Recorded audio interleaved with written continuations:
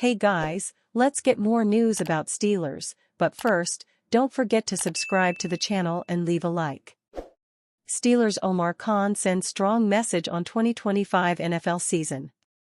Reporters didn't bring up the topic of the Pittsburgh Steelers perhaps tanking the 2025 NFL season when they met with General Manager Omar Khan on Friday. But based on one of Khan's answers, it appeared as though they did.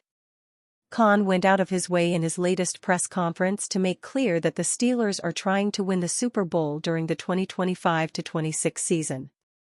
"You know we're chasing a championship, and every decision we make is based on trying to win a championship," Khan said.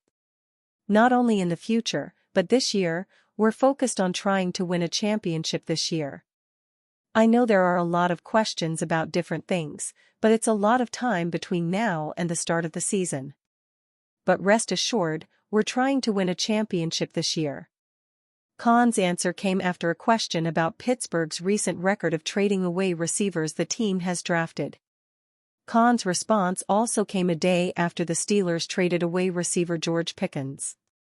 Not only did Khan deliver his strong message about winning in 2025 after trading Pickens, but in the midst of the team being unable to sign quarterback Aaron Rodgers.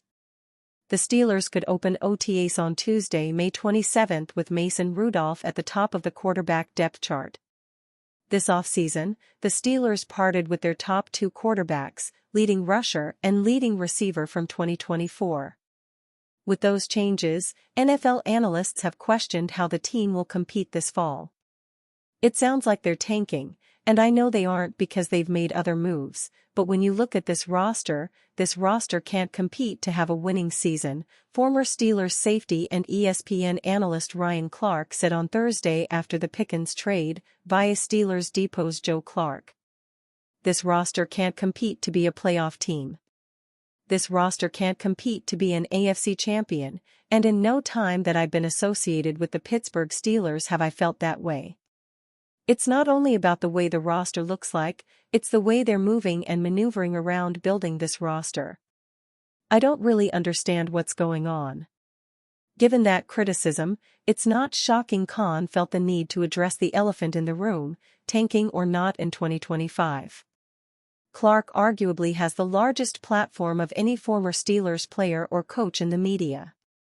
One of the main reasons why the Pickens trade ignited rumors of the Steelers tanking in 2025 was because the team didn't receive anything in return for the receiver that's going to help this fall.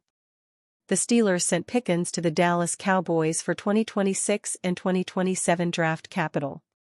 Khan explained to reporters Friday why the Steelers traded the receiver for future draft capital rather than a pick this year. "A trade that was interesting to us was not their draft weekend," Khan said. "Teams called, and a lot of times you just talk hypotheticals, and people say, 'Hey, would you do X, Y, Z?' Most of the time the answer's no. There was just nothing there that was worth discussing." Khan added that the Cowboys' proposal happened quickly. Based on the timeline Khan presented, the Pickens trade came together within a few days. Pickens will head to Dallas after 3 consecutive 800-yard seasons to begin his NFL career. Meanwhile, Khan and the Steelers are left to figure out how to win the AFC North and a playoff game in 2025 without him. The organization didn't do either with Pickens on the roster. But Khan sounded insistent that the team has those goals in mind for 2025. Surprise retirement just created perfect WR opportunity for Steelers. This offseason is already shaping one of the most eventful in Pittsburgh Steelers history. General Manager Omar Khan has been busy.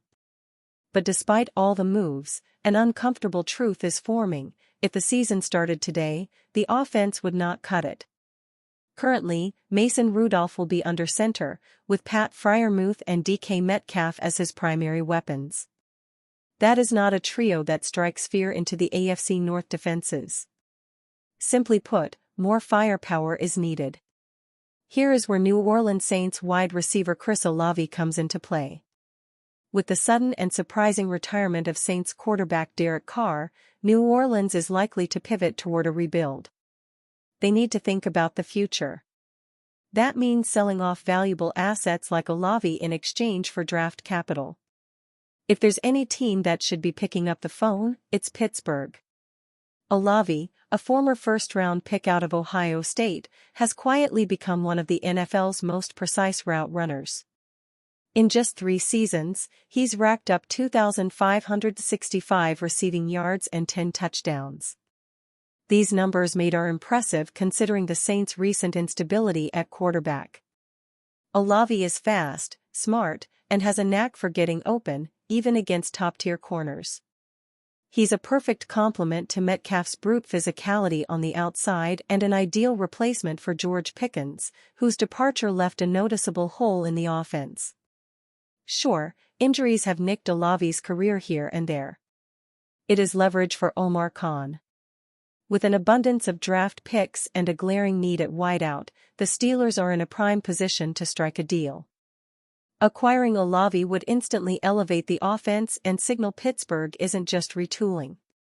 It's not just about making a splash, it's about giving this team a chance to compete.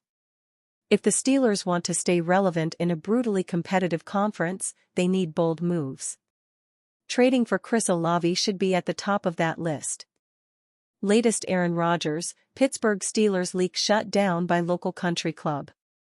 The Pittsburgh Steelers have waited nearly 2 months for Aaron Rodgers to sign with them, and it still hasn't happened. However, a Friday leak by Andrew Filipponi of 93.7 The Fan may have been the sign that Rodgers was coming to Pittsburgh.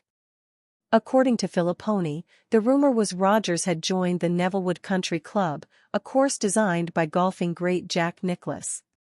Yet, the club's president Wayne Chirazzi, in a statement to Rich Walsh of KDKA, denied that report, stating they would love to have Rodgers but it has not happened.